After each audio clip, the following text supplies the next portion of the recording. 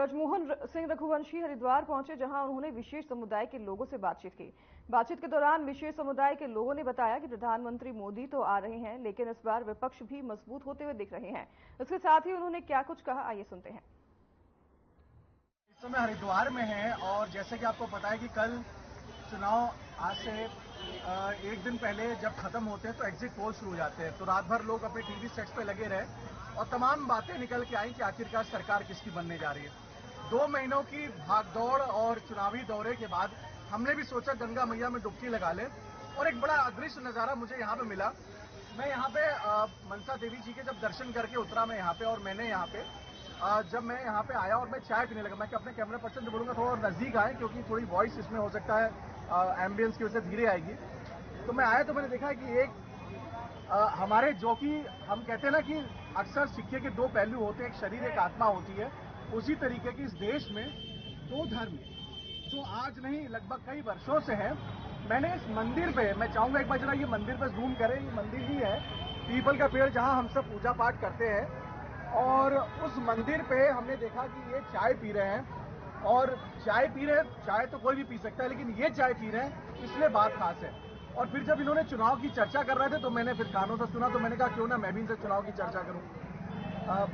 चाचा, मेरा नाम ब्रजमोहन सिंह रघुवंशी है, मैं साधना चैनल में काम करता हूं, पत्रकार हूं, और 2 महीने हम लोग ने बड़ी चुनावी रैलियां की, हम लोग भी थक करके आज सोचे कि आज एकादशी है तो गंगा मैया की जो है हम लोग डुबकी लगाने आए थे।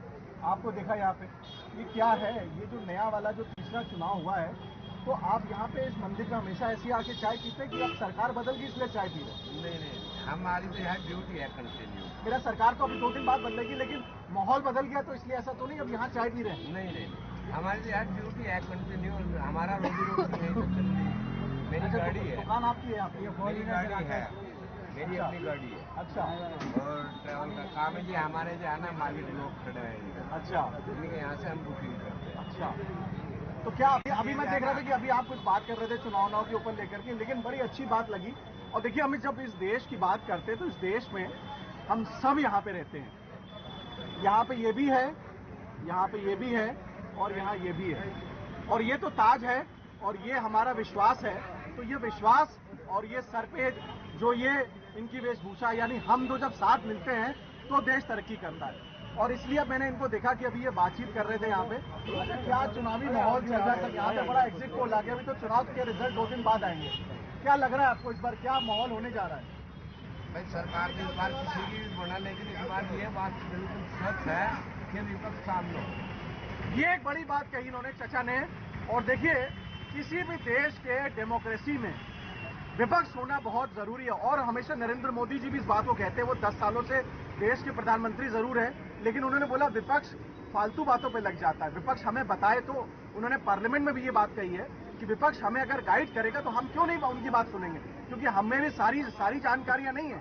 विपक्ष बताता है तो हम उनकी बात को सुनते हैं। तो चाचा ने बहुत अच्छी बात कही कि विपक्ष इस बार मजबूत होने जा रहा है। चाचा, क्यों विपक्ष क्यों इतना मजबूत हो रहा है, आपको लग रहा है कि कैसे हो जाएगा?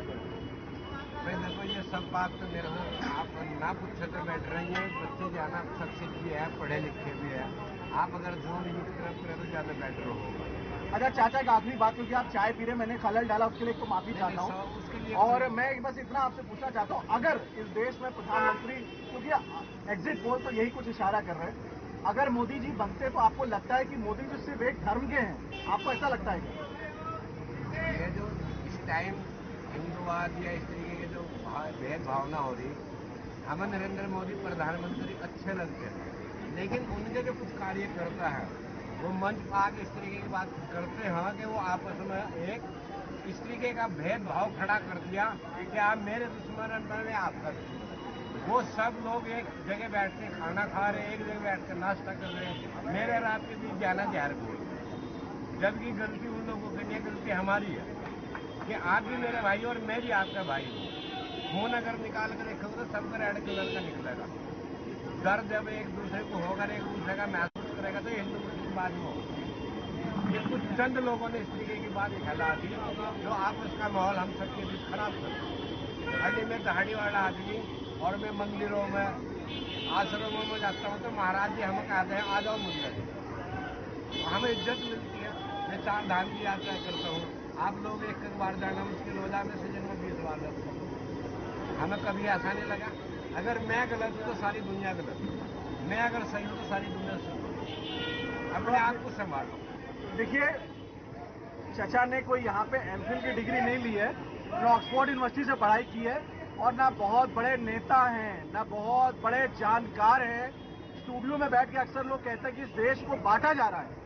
कोई नहीं बांट रहा है, कुछ चुनिंदा लोग हैं जो बांट रहे हैं। लेकिन अगर चचा जैसे लोग अगर इस देश में कहीं ना कहीं इतने मुखर होकर बात करेंगे, तो मुझे लगता है कि इस देश में आने वाली सरकार, चाहे नरेंद्र मोदी जी की हो या किसी की भी हो, सब लोग मिल के रहेंगे। वीडियो जर्नलिस्ट रमेश जोशी के साथ ब्रिजमोहन सिंह, रघुवंशी, हरिद्वार, साधना प्लस के लिए।